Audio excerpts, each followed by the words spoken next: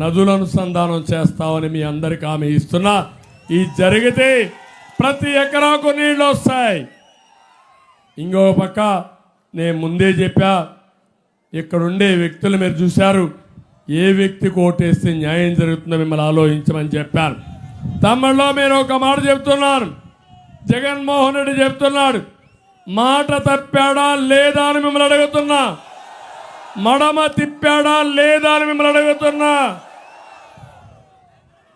ఏదైతే ఈరోజు ఆయన చెప్పేది మేనిఫెస్టో, భగవద్గీత అన్నాడు, ఖురాన్ అన్నాడు, బైబిల్ అన్నాడు, అన్నాడా లేదా?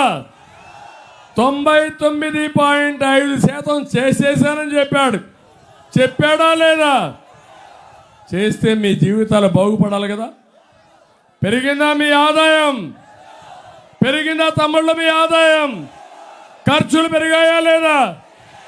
ఖర్చులు పెరిగాయి, ఆదాయం తగ్గిపోయింది. మీరందరూ కూడా ఇబ్బందుల్లో పడిపోయే పరిస్థితికి వచ్చారు. నేను అడుగుతున్నా, మద్యపాన నిషేధం అని చెప్పాడా లేదా తమ్ముళ్ళు? ఇక్కడ కూడా మద్యపానం, మద్యం తాగే మద్యం బాబులు ఉంటారు. ఏం తమ్ముళ్ళు, ఆ రోజు క్వార్టర్ బాటిల్ ఎంత? 60 రూపాయలు. ఇప్పుడెంత క్వార్టర్ బాటిల్? 200 రూపాయలు. అవునా కాదా? 140 రూపాయలు ఎవరి జోబులే పోతున్నాయి?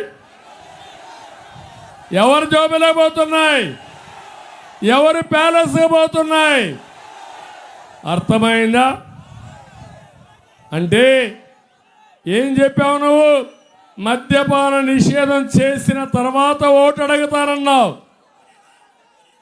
చేస్తావా లేదా అని అడుగుతున్నా.